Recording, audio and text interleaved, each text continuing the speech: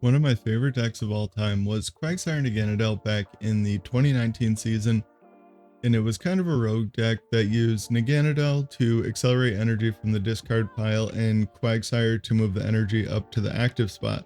And with the addition of Destined Rivals to our format, we have a deck that is essentially the same thing. Yehoshua Tate got top 64 at NAIC with this Ho-Ho Armarouge deck. He's a longtime player that often innovates and plays rogue decks and sometimes does pretty well with them.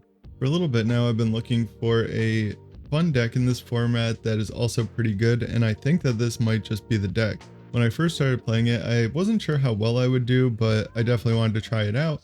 And I went on a really good winning streak with it and kind of accidentally got to Arceus just because the deck was so fun to play, and I haven't been playing the most online this season, so I was pretty far away from it. The main reason this deck works is because of Ethan's Ho-Oh EX that has an ability that says, once during our turn we may attach 2 fire energy from our hand to one of our Ethan's Pokemon. We can then use the Armarouge that lets us move fire energy from the bench to the active spot to set up any number of attackers that we have. This is really a classic toolbox kind of deck that is playing a bunch of different attackers. We have Iron Hands and Wellspring Ogerpon for the evolving decks, and I was actually able to set up at least Wellspring turn 2 most of the games that I played with this deck.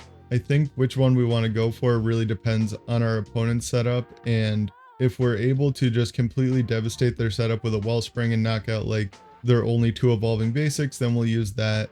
But if their setup won't be too bothered by the Wellspring and we have enough energy in play, Iron Hands is probably the favorite to go for, because then we can just initiate the prize trade and win with 1 or 2 Iron Hands attacks into one big knockout at the end of the game. Another really cool part about this deck is it's one of the few decks in the format that is able to use the Mew EX Clefairy combo really well against Dragapult. And with the combination of Munkidori, we're able to take 3 prize turns against Dragapult if we want, where we can use Mew to copy Phantom Dive and Munkidori 3 damage counters from one of our Pokemon to a bench Dracloak and knock out the active Dragapult and the Dracloak on the bench. It's a really strong combo, and it can be really good at making a comeback when Dragapult gets off to a better start than us. We also have Durant EX for any of the grass weak decks like Charizard or Grimmsnarl. It's pretty cool because we can mill the top card of our opponent's deck with Durant's ability and then one-shot their active with its attack. As long as our opponent has taken 3 prizes, this can one-shot pretty much any grass weak attacker that they might have. We also have Regigigas as an option to knock out any of the Terra Pokemon, so this can knock out Dragapult, Charizard, but it's also pretty good at dealing with stuff like Cerulege EX, anything that just has that awkward number of hit points that our other attackers can't deal with. The originalists also played the Fire Ogerpon as just a way to hit 280 against evolution Pokemon. I'm not 100% sure what it's for. I originally thought it was just to deal with stuff like the Toad Scroll deck and Goldengo and stuff like that, but our Ho-Oh EX can deal with that pretty well, so I'm not entirely sure that's needed in the deck, so I did replace it with Cornerstone Ogerpon. I originally was going to switch it out for a 4th Iono, but I think that the reason it was in the original list is just to have some 3rd Terra Pokemon to activate our Area 0. So I kept it as a Terra Pokemon that can also have the option to wall against certain matchups if we get off to kind of a weird start, which can definitely happen with a deck like this that is pretty tight on space and is just running a ton of different Pokemon. We also have Terapagos EX. It's just a good efficient attacker, and on the off chance that we like prize both of our Armarouge or both of our Ho-Ohs, we can start attacking with this and hopefully try to get one of them out of the prizes to start setting up our other attackers. The Terapagos and the Clefairy are really our only 2 options for super efficient attackers that we'll be able to use if we stumble on our setup or have really unfortunate prizing. We can also use Squawkabilly's Motivate in awkward situations. I haven't had that come up yet, but it is an option. We are playing Legacy Energy as the A-Spec, as kind of the 4th rainbow type of energy, and it also has the benefit of still being able to count as a rainbow energy if luminous energy is one of our only other energies attached to our Pokemon. So like with Iron Hands, we can have Legacy, Luminous, and 2 fire energy and still use Ampy very much. I haven't had the extra effect of the Legacy Energy where it makes our opponent take one less prize when they knock out our active really come up all that much, because we always have at least one or two one prizers on our bench in the Armarouge or even a Munkidori. And something I forgot to mention earlier with Armarouge is it can move Luminous and Legacy Energy.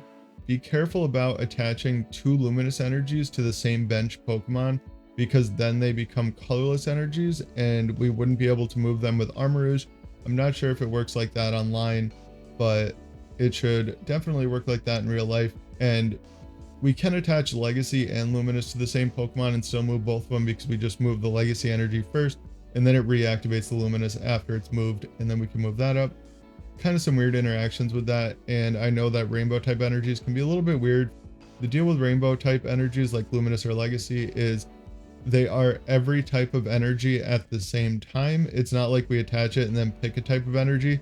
When we attach the Luminous to Iron Hands, it's a lightning and a fire and a water and like all the energy at the same time. Other than that, I think this is one of the few decks in the format I have been choosing to go first with, which is really nice and a pretty solid advantage for a deck like this, because we want to go first. Almost every other deck in the format does want to go second, so most of the time we're going to get to go first, try to bench a Charcadet and evolve it on the next turn and start attacking. Whenever we go first and can get a turn 2 Armarouge Ho-Oh and attacker, it's really easy to overwhelm the opponent, which is pretty cool. I think almost all the games that I played with this deck were fairly quick, because I just got a turn 2 Wellspring or turn 2 Iron Hands or something like that and just kind of ran over my opponent. I think that the main bad matchup for this deck is going to be Raging Bolt. I have not played the matchup, but that's really the only one that I can think of off the top of my head that has the potential to get really weird pretty quick.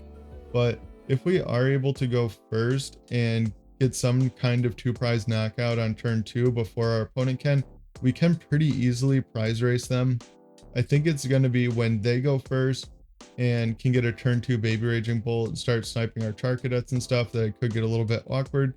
Another cool interaction we can do with this deck is attach a Luminous to Munkidori, move some damage off one of our Pokemon, and then use Armarouge to move it up to the active, so we can kind of double dip on our attachments.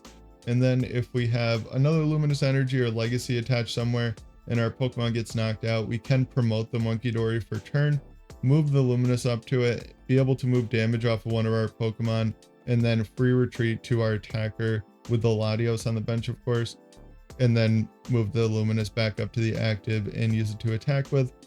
Overall, I think this deck is pretty decent. I'm gonna have to play it more before I figure out if it's like a real threat in the meta, but it is a lot of fun either way, and fun decks that can actually win a good amount of games are always the best. So yeah. And of course, as always, I want to give a huge shout out to the channel members. Thank you so much. I greatly appreciate it. And let's get into the games. All right, this game we start a pretty bad hand for going first and just see a Mew EX in the active spot. These kind of hands are really unfortunate. I'm not entirely sure what to do here. I am just thinking about benching Clefairy and attaching an energy to it to have some kind of option to attack next turn in case we're up against Gardevoir or something like that. Hopefully I can just Iono into like a Luminous or Legacy, but we are up against a Hopsashin deck, which we definitely don't want to be attacking with Clefairy in this matchup unless we're going to take a knockout. But either way, this is a pretty solid matchup if we have access to both of our Ho-Ohs. I can't remember exactly, but I'm pretty sure we prized one. And I just decided to Iono there. My opponent did play a supporter last turn, and I didn't want to research away like the Retrieval and the Night Stretcher. Maybe I should have though, because this hand is very unfortunate. Now I just have to get down a Terapagos and attach to it to have some sort of option to start attacking next turn. I choose to bench the Durant just because, I don't know, it mills a card and it seemed like a good enough attacker to tank with for a turn that I could also potentially take a knockout with later, so it's not the worst thing in the world to have on the bench. That's like the one upside to this matchup is it's definitely pretty solid. This Zacian deck is really trying to face decks with a lot of evolving basics. For some reason, my opponent passes the turn. I forgot that that happened. Oh, that's unfortunate. I'm not really too sure why they would pass, and it definitely doesn't make a difference in the game. Yeah, that is kind of interesting. I have really no explanation for it. Maybe they just thought there was really no reason to get extra damage in play. Maybe they read Durant wrong and thought it was some kind of revenge attack, but either way, it really genuinely doesn't matter in the outcome of the game. Our bench is very awkward. I don't play the Area 0 10 seconds ago or whatever because I know that this Zacian deck plays like 3 or 4 stadiums, so putting down the Area 0 is just going to get bumped immediately before I can get value from it, and I was hoping to keep the hand and play it next turn and also get down a Charcadet, but based on the way this game is going, we really don't even need access to Armarouge to win the game. Like, it would be nice to have, but it's not really important. This hand is kind of dead. I debated Ultra Balling just to pull a card out of my deck to try and increase the chances that I top deck something, but I figured that this Terapagos is getting knocked out next turn, so I could just bench Fez and use it and hopefully get into a supporter. Now this is a little bit awkward. I would really like to draw either Vessel or a couple Fire Energy off of the Fez next turn to be able to boss up their Zacian to shut off their Cramorant and yeah, just make it really hard for them to win the game from that point on.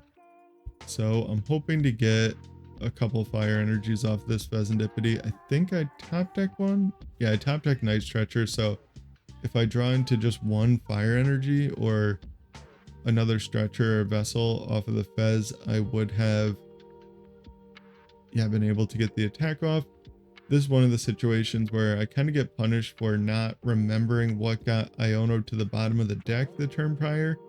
So I didn't know if shuffling my deck was a good idea or not, which I just end up not shuffling it. And now this is a very awkward situation. I'm just going to research this hand away.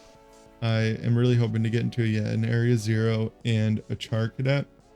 It's just going to give me more options the following turn. And Iono to 4. I don't know, research doesn't guarantee that I draw into a fire, but I do have pretty good odds, and getting the attack off with Ho-Oh is really important this turn, just to start healing the bench guys and get through these 2 Cramorant attacks, because that is basically the only way my opponent could win right now, is take 2 prizes with this Cramorant this turn and then finish the game off with a Bloodmoon. But if they don't take 2 prizes with their Cram this turn, I am in a really good spot to win the game, and they don't.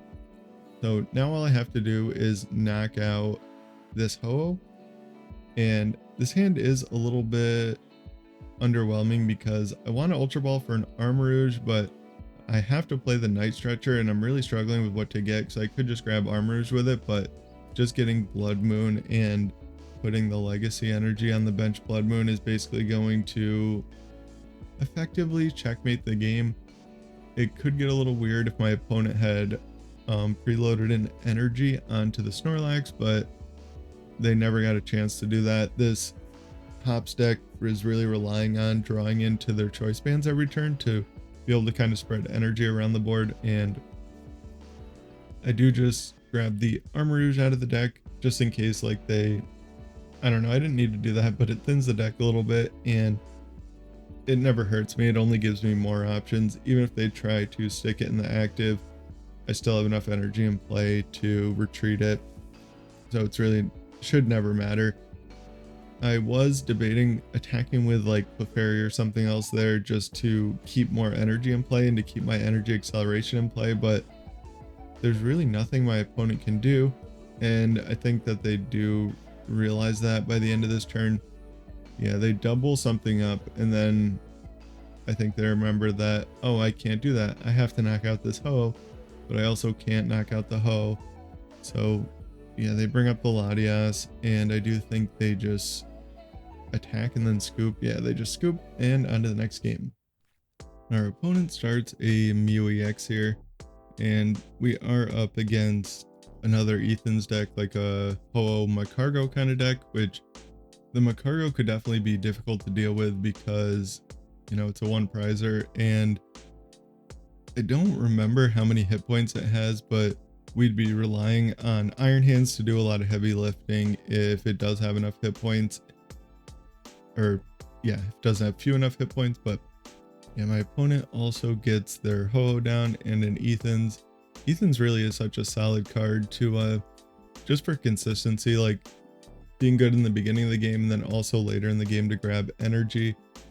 It's kind of unfortunate where the trainer's Pokemon and the trainer's trainer cards are so specific to archetypes that they're not going to see as much play as they otherwise might have if they were a little bit more flexible. But yeah, we at least got a Charcadet down on our first turn, and we top deck a Luminous, so I do have to just discard the Area 0, which, I don't know, it's not the most important in a lot of games. It's really gonna thrive when we're forced to like bench a lot of Pokemon in like awkward situations, or when we want to take one shots with Terapagos. Yeah, as you can see, I am playing the Fire Ogerpon still here. I had it come up in one game, but I didn't even really need to use it in the in the game that I did. Yeah, so that is why I ended up cutting it. And here I have like a really weird way to attack, but I have to move both the energies to the active retreat and then energy retrieval. That wasn't completely obvious at first, but yeah, I do still get the attack. I can knock out the Slugma on the bench and at least stop them from taking a one-shot next turn. This hand is really unfortunate though, and if we don't get anything good out of our prizes, yeah, it looks like we're just going to be bossing and sobbing next turn. I, for some reason, thought I was taking 2 prizes there. I don't really know why. That doesn't make sense. I guess a lot of the times that I was attacking with Ogerpon, I was taking 2 prizes. So yeah, and Macargo does have 130 hit points. So if they could ever get that up and going, that would make this matchup pretty awkward. Well, at this point it wouldn't, because we are on odd prizes. So it would just put us back on even, and then we'd have to boss a couple times. And they're not one-shotting anything this turn, so yeah. I am hoping to top deck something, but if not, I'm gonna boss the Ho-Oh on the bench, because the Ho-Oh only accelerates to benched Ethan's Pokemon, so it wouldn't do anything. It wouldn't be able to attack for like 4 turns in the active, and I'm not expecting this deck to have very many switching outs. I am kind of still debating here, but yeah, I just double checked that it's only bench Pokemon and bring it up and sob. You would think I would know that by now that it's only bench Pokemon, but I don't know. I'm always like paranoid that I'm wrong about something. We do have the 2 Night Stretcher in hand, which are completely useless because Ogerpon shuffles the energy back into the deck and doesn't discard them, which is actually normally better, but in this exact situation, it's a little bit awkward. And my opponent does bring up the Ho-Oh, which I don't know, I'm a little bit iffy about it. Knocking out the Armarouge would obviously be really bad for us, but we do have double Night Stretcher in hand. Of course, they don't know that. And at this point, I think that where they're at is they need to just prize race. And if they can knock out my Ho-Oh before I can start getting any meaningful attacks off, then they will be ahead in the prize trade. So they just hit for 160 and heal the rest of the damage that we had on the board. And I top deck Ultra Ball, but I decide to pass. I'm going to wait for them to knock me out and then Ultra Ball for Fez and draw some cards. I have a not the best plan, but at the time of playing this game, my plan right now is, yeah, here I was just making sure that the Legacy worked on the bench. I can't really explain it. I had a lot going on lately, and I don't think I've been like thinking very clearly. I was playing these games like a night where my cat was missing, and then after this game I ended up finding him, and he like got into a fight with a fox or a koi dog or something. And yeah, that's why this video is, or that's why I haven't posted in so long. But I almost discard Night Stretcher there. Never do that if it's between Night Stretcher and a Pokemon or a basic energy. Always discard the Pokemon or the energy, and then you can always get it back with the Night Stretcher, and it just leaves more options, and more options is always more better. Here I can just accelerate an energy and attach the Luminous and then research. Oh yeah, I kind of lost my train of thought there, but my plan here is not very good. I'm going to use Torrential Pump, put 200 damage on this Ho-Oh and 120 on the Mew, and my plan right now is that I'm going to do that. Next turn, move 30 off of the Wellspring, I guess, onto the Ho-Oh, and then Iron Hands the Mew and take 5 prizes in one turn. There's so many reasons that doesn't work. One is they're probably going to knock out my Ogerpon, or almost definitely, unless they boss my Armarouge, in which case I still wouldn't be able to do that play. And the other reason is my Iron Hands is prized. So yeah, it's just a bad play on so many levels. Like, I would need, and Ethan's Ho heals 50 off of the active. I only thought it healed from the bench, but it does heal the active as well. So yeah, that is why I made that weird play. Yeah, I don't know. That is just a lapse in judgment, I guess. And I don't know that I had much of a better option because Ho-Oh takes 4 fire energy, so I couldn't Legacy and Luminous the Ho-Oh. Or I could have retreated the Legacy off, I guess, but no, I could have moved something active and retreated it. I don't know. I can't really explain that. It was a terrible play. And now we're in an awkward spot because of it. At this point, though, I still don't realize that my Iron Hands is prized, so my plan is, oh, I can still win. Just Iron Hands into 2 prizes, and I have a good chance to win. I still have Fez, but I end up getting the Nest Ball, and I'm like, oh, cool, I got the play. Should have a pretty good chance to win this game. And I don't, because Iron Hands is prized. And now I am in a pretty awkward spot here. There isn't, I don't know what the best option is here. I'm debating if I want to grab like a Terra Pokemon to bench a second Charcadet, or just get Bloodmoon to have like a decent option to keep attacking with this awkward hand. We do have a lot of energy in hand, which is nice, but yeah, I can accelerate 4 into play and retreat to the Ho-Oh and attack with that. I have to attack with the Ho-Oh this turn because if I attack with Bloodmoon, they can attack with their other Ho-Oh or even their Mew EX. Well, no, it doesn't matter if they attack with Mew, but my Bloodmoon can knock out anything next turn, but the Ho-Oh isn't guaranteed to be able to take 2 prizes, so attacking with the Ho-Oh this turn is better. And they do just bench another one and restart right into Superior Retrieval, which it looks like they play 4, so they didn't have the worst odds in the world to get into that, so not too bad. They did have 2 of them in hand, actually. And that is going to give them an attack, but they go down to 0 cards, and oh, they do just use Mew to attack with, which, oh, I make a mistake here, I think, actually. Now that I'm watching the game back, I think I do end up attacking with Bloodmoon, but oh, this is a huge mistake. That's embarrassing. I should just attack with my other Ho-Oh. What?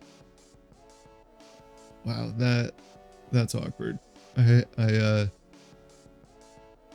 don't know what I was thinking here. I was thinking that Ho-Oh's attack does 150, but yeah, either way, I leave the Legacy on the Ho-Oh because it is the only Pokemon that they can knock out next turn with their own Ho-Oh, so that way if they do have Boss as one of their cards, it won't take them their last 2 prizes. Yeah, that was a massive mistake. I would have just won the game on this turn if I did just attack with the right Pokemon. They give me the thumbs up. Now it makes more sense because I did mess that previous turn up, but At this point, I'm thinking that they're trying to like bait me into playing an Iono or something, like making me try to think they have boss in hand and they're just gonna boss next turn. But yeah, I do just attack, heal the damage, and luckily they do not end up having boss in hand. Attacking with the Mew there was a mistake by them too, because that is their only drawn play. They might as well just attack with their Ho. I guess we both messed that up. I should have attacked with my Ho, they should have attacked with their Ho. And Mew is maybe a better attacker later, or probably doesn't matter, but I do just end up attacking and taking down that game.